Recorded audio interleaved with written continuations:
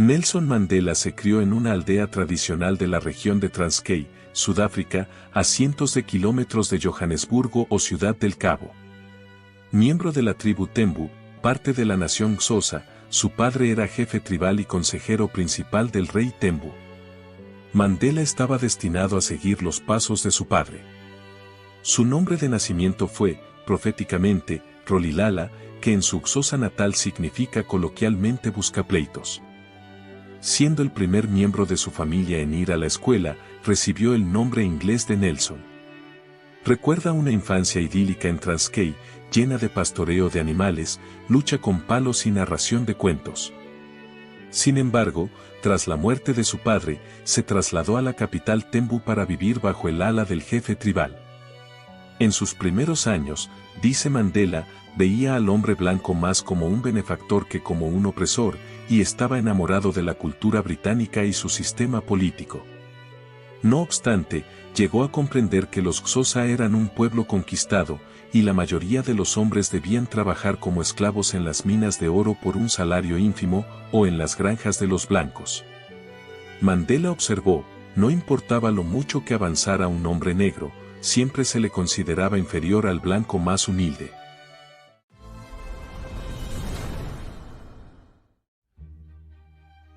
Primeras lecciones, contactos para toda la vida. Siendo estudiante, Mandela era introvertido y no brillaba por su inteligencia, pero trabajaba duro. Lo asignaron a una escuela secundaria estilo inglés para negros, donde conoció a jóvenes de otras tribus. Allí comenzó a desarrollar un sentido de identidad como africano, en contraposición a simplemente Tembu o Xhosa. En la Universidad Fort Hare, dirigida por misioneros y con profesores negros, cursó estudios en inglés, antropología, política, administración nativa y derecho romano holandés. En ese momento, su ambición era convertirse en un funcionario de bajo nivel, un oficinista o intérprete en el Departamento de Asuntos Nativos. Para un sudafricano negro, la educación de Mandela era privilegiada. Nelson creía que un título universitario sería su boleto a la prosperidad. Solo más tarde se dio cuenta de que había muchas personas sin títulos más inteligentes que él, y que el carácter era el ingrediente esencial para el éxito. Competir en carreras de campo traviesa en la universidad, le enseñó que podía compensar la falta de habilidad natural con un entrenamiento arduo. En sus estudios observó lo siguiente. Vi a muchos jóvenes con gran habilidad natural, pero que carecían de la autodisciplina y la paciencia para desarrollar su talento. De regreso a casa desde la universidad para unas vacaciones, Mandela se encontró con un matrimonio arreglado esperándolo, algo que no le entusiasmaba, por lo que huyó a Johannesburgo. Después de intentar conseguir trabajo en las oficinas de una mina de oro, finalmente encontró un puesto de pasante en una firma de abogados judíos liberales. Le pagaban una miseria y a menudo tenía que caminar kilómetros hasta el centro de Johannesburgo desde su municipio. Poco a poco comenzó a involucrarse en la política y en el Congreso Nacional Africano, ANC, pero durante varios años fue más un observador que un activista. Fue en esta época cuando conoció a Walter Sisulu, un incondicional del ANC que trabajaba como agente inmobiliario en una época en la que a los negros aún se les permitía poseer algunas propiedades. Ser un abogado negro era una gran novedad, y cuando Mandela se matriculó en la Universidad de Witwatersrand para obtener una licenciatura en Derecho en 1943, era el único estudiante africano en la facultad. Su incomodidad se vio aliviada por un círculo de blancos e indios solidarios, quienes más tarde resultarían ser importantes en la lucha por la libertad de los negros. Comienza la lucha. En 1948, el Partido Nacionalista llegó al poder en Sudáfrica con la plataforma, el negro en su lugar. Si bien la idea del apartheid, separación, había existido durante siglos, los nacionalistas la consolidaron con cientos de leyes opresivas diseñadas para crear una jerarquía brutal, blancos en la cima, negros en la base e indios y mestizos en el medio. El Afrikaans, el idioma de los colonos holandeses originales, reemplazó al inglés como idioma oficial. con la raza como base de la sociedad sudafricana, se exigían pruebas elaboradas que a menudo separaban familias. El lugar donde uno podía vivir y trabajar podía depender de distinciones tan absurdas como el rizo del cabello o el tamaño de los labios, señala Mandela.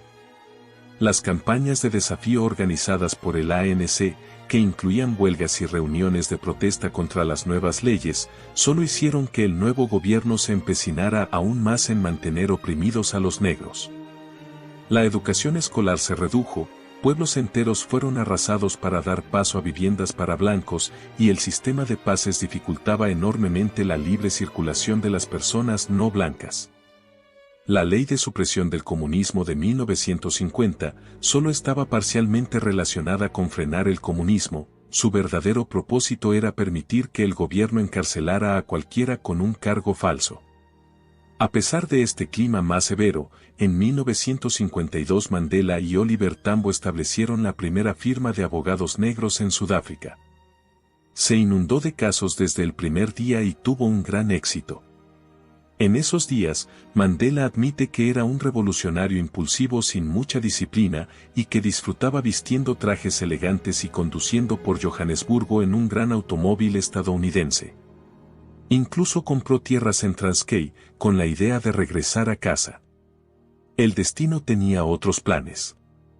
A los 35 años, a Mandela se le prohibió cualquier participación con el ANC, lo que significaba que cualquier trabajo que hiciera para la organización tendría que ser secreto y arriesgarse a un encarcelamiento a largo plazo.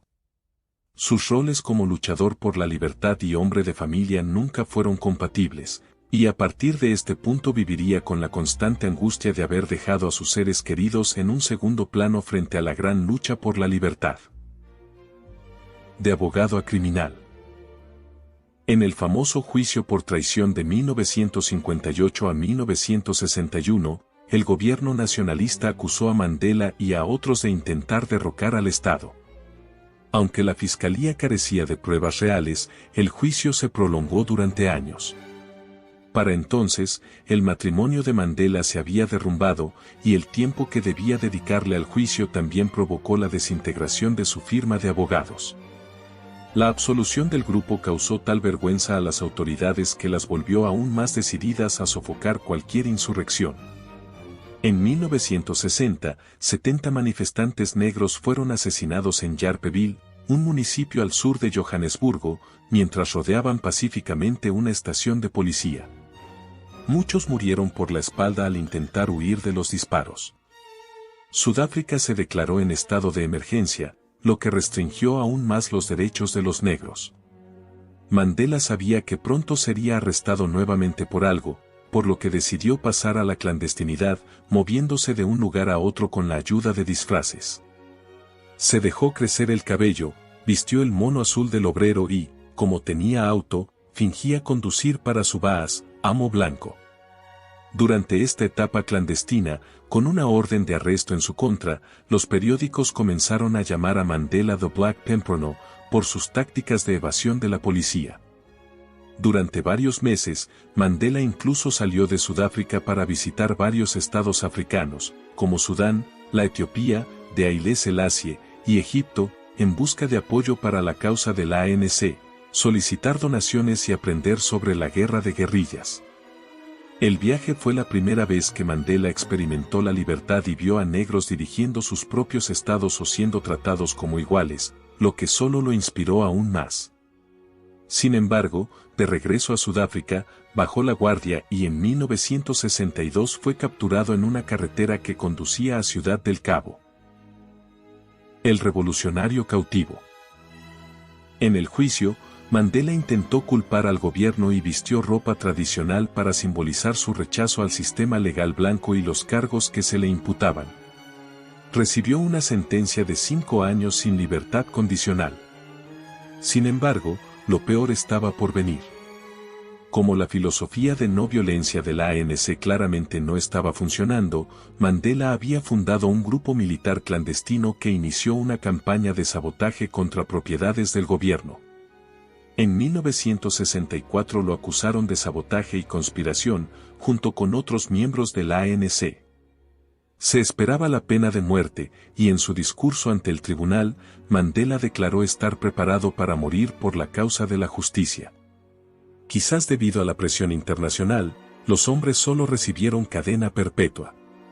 Esto pareció una gran victoria. Mandela pasaría los siguientes 18 años en la famosa prisión de Robben Island. La primera década estuvo marcada por el trabajo manual forzado, la comida terrible y un clima de miedo y abuso. Sin embargo, los presos políticos se mantuvieron unidos y pudieron continuar sus discusiones. Se les negó prácticamente todo contacto con el exterior, por lo que la obtención de un periódico era casi más preciada que la comida.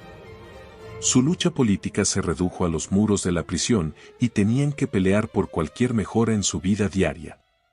Por la más mínima infracción podían ser arrojados a una celda de aislamiento durante días, con una dieta a base de agua de arroz. Mandela escribió lo siguiente al respecto. Se dice que nadie conoce realmente a una nación hasta que ha estado dentro de sus cárceles. Una nación no debe ser juzgada por cómo trata a sus ciudadanos más encumbrados, sino a los más humildes, y Sudáfrica trataba a sus ciudadanos africanos encarcelados como animales. Los años en Robben Island hicieron de Mandela un desconocido para su familia, y a menudo se preguntaba si la lucha valía la pena. Su madre murió mientras él estaba allí y no se le permitió asistir al funeral. En las raras ocasiones en que se le permitieron visitas familiares, solo le concedían media hora con ellos.